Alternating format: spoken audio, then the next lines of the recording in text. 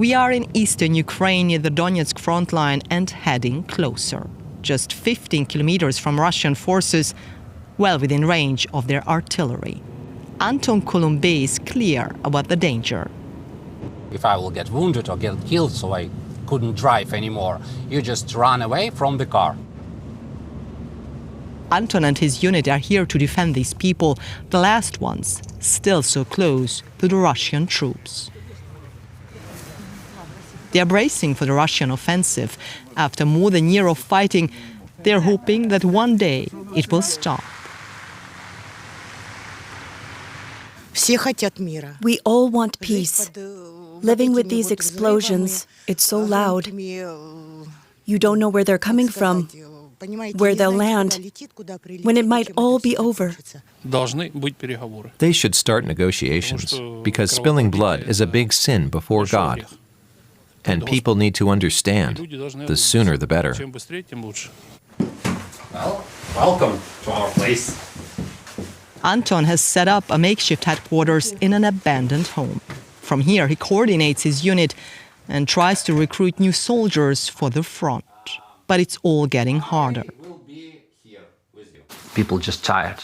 We are fighting almost all year without any stop. We don't have any rotations, we don't have any vacations. Actually, the only chance to get rest for a month or two is to get wounded.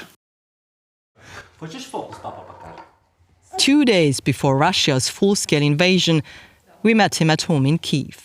Back then, he was working in veteran affairs, a husband and father to a 2-year-old.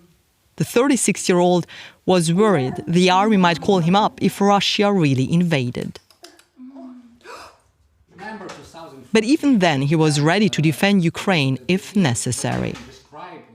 What choice do I have, actually? To give my son live under slavery of Russians? Well, I'm not saying that they will enslave him, but I understand that he will live in a different country. And I want, if it will happen, so he knows that his father made everything, so that won't happen.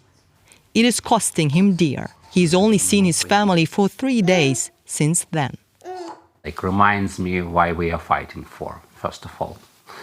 But of course, it is very emotional. You fully understand that every day actually can be your last day. In Kyiv, Timofey and Yaroslav are aware of that too. But aged 19 and 20, they could also be drafted. Even here in the park, it's dangerous.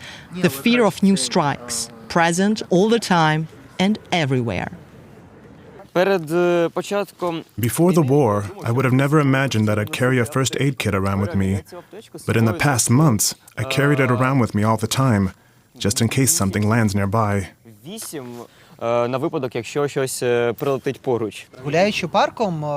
Whenever I'm in the park these days, I look around and find a spot where I could hide if I hear the sound of drones or rockets, or if I see them. This is how Timofey and Yaroslav were living just a few days before the war. It was safe and ordinary, playing computer games and making plans for their future. Yaroslav was about to move to the Czech Republic to go to management school, and Timofey wanted to continue with film school. Since then, their lives have been largely on hold, with some online classes at college. Wartime isn't living, it's just existing. It's hard to live a normal life, to think about tomorrow and the future, when you know that at any moment the rocket can hit your house and change everything. And Timofey is struggling to understand the loss of his grandmother. My grandmother was hit by a car one evening. She died in the hospital 5 days later. I was told that because there was no electricity for streetlights in the evening, the driver couldn't see her.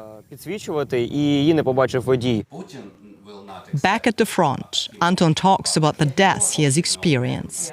He won't tell us how many of his comrades are gone, but it is many, he says. My friends, for example, died for something.